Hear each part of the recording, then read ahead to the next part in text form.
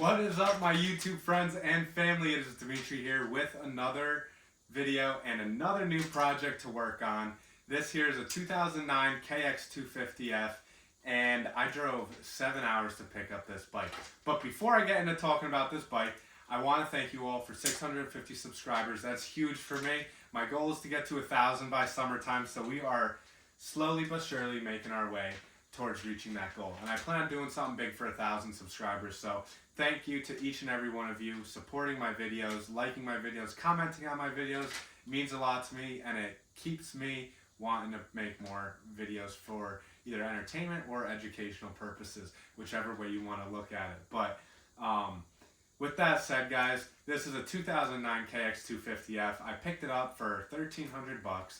I drove 7 hours in total to grab this bike, and the owner said that it had no spark. So immediately I went ahead and I replaced all of the electrical.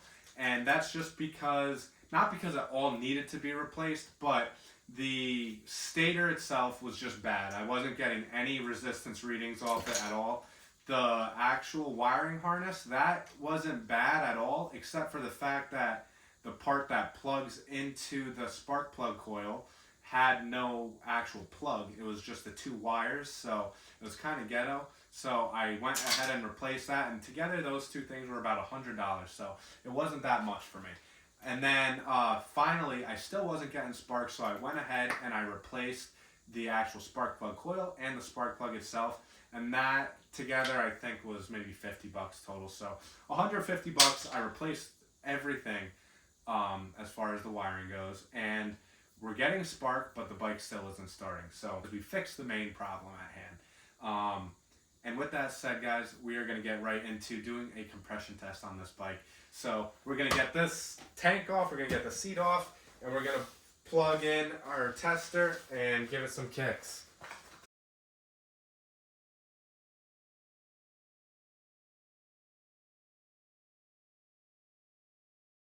We are going to basically just hold the throttle wide open and kick it over 10 times, and our reading should sit somewhere between 60 and 100 psi according to spec.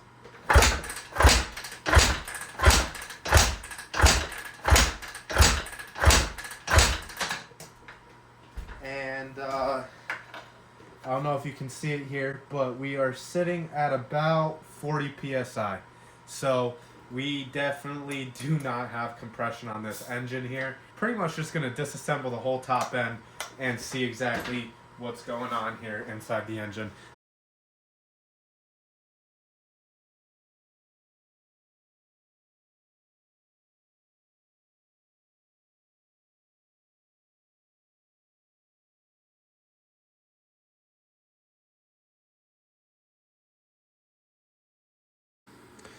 So the original head that was on the bike here is actually right here, and if I can get this out here, I'm going to pop the piston out. You can see that this jug here has some scoring on it, but it's really not that bad. But the piston itself also has a lot of wear and tear here on the flanges that stick down. So I did order a new head, which is right here, and this is brand new. The piston and the jug are absolutely brand new, and I already had that installed, but I'm still having an issue. But first off, we do have a little bit of play in the connecting rod, which is normal to have a little bit of side-to-side play, but I also have some up and down play. It's not terrible, but I don't think that that's good. I'm honestly learning on this as I go because I really don't know that much, but I'm trying to learn, so we're going to figure it out. But I noticed that when I spin this, that the flywheel seems to be moving side to side or up and down, however you want to look at it. It's like out of true, I guess you would describe it, and it's causing there to be like a shakiness in the flywheel here. And once I get it up to speed here, you'll see it.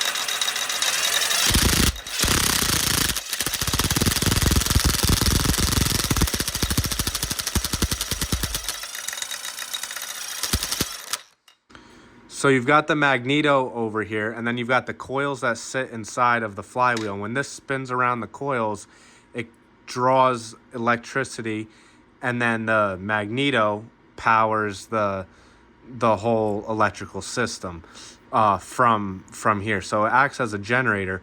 And what I'm assuming is happening here is that because this is oscillating back and forth, that it's not giving a consistent power source to the electrical system.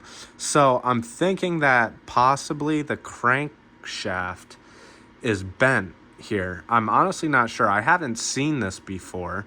So if any of you have seen this before, please let me know down in the comments, because this is definitely odd, and I'm not sure if this would be the reason why the bike isn't running. But I could imagine that it would have to do with that, considering that this little strip here, where is it here?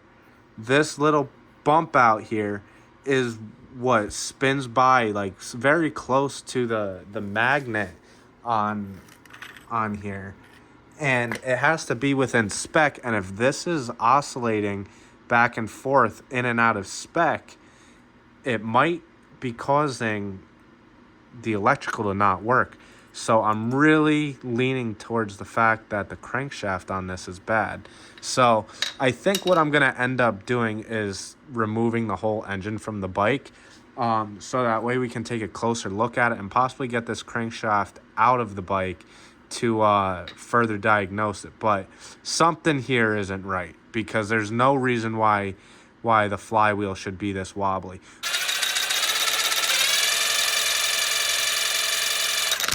And that's also causing a lot of vibration on the engine.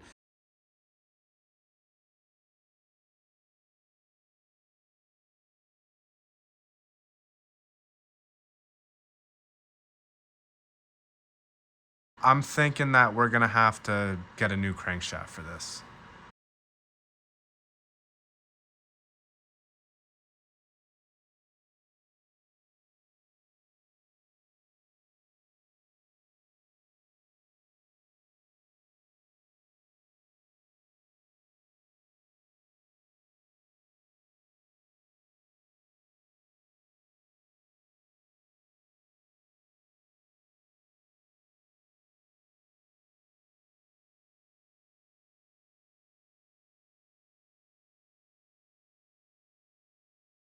What originally should have just been a quick electrical fix has turned into this, and this isn't even halfway apart yet. We still have to split these cases. We got to take the crankshaft out. We have to replace the crankshaft. There's just been a lot more work than expected on this build so far, but it's okay, because we're gonna get this thing running.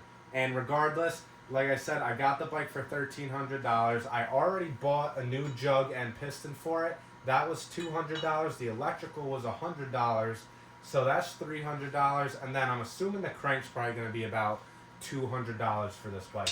So altogether, $500 to get this thing up and running.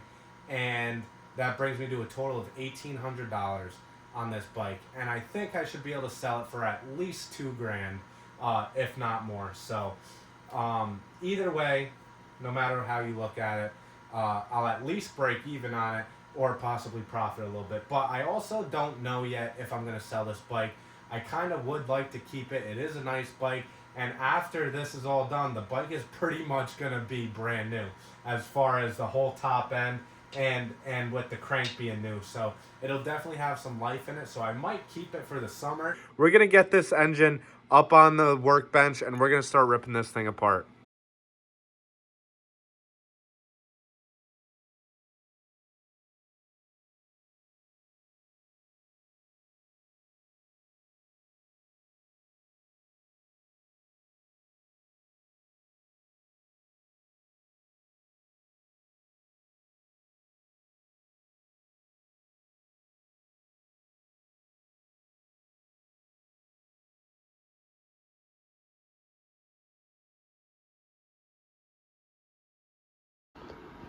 All right, so we've got the first half of the case off, and this oil filter, I have never seen so many metal shavings on an oil filter before. This is not good. I need to figure out where this is all coming from. It could be from the old head, but this is like a lot of metal here. So I'm gonna go through and inspect and see if I can figure out where this metal came from, because this thing is just caked in metal all over the place. So we need to figure out what's going on with this engine. And just after looking at this, I realized that there's a second oil filter in here that's also caked in metal, but also way down here, guys, we have an entire pile of metal shavings in this engine. This is really, really not good to have this much metal coming off of the engine. So we really need to figure out where this all came from. And considering that all that metal is kind of sitting right here, this is where the crankshaft sits. So I can only assume that the piston was wearing off metal and it was coming down right through this port and shooting off right into here, because that's really where the bulk of all this metal shavings is. But wow, that is just crazy that there's that much metal. I wonder if there was an issue getting oil to the piston on this bike.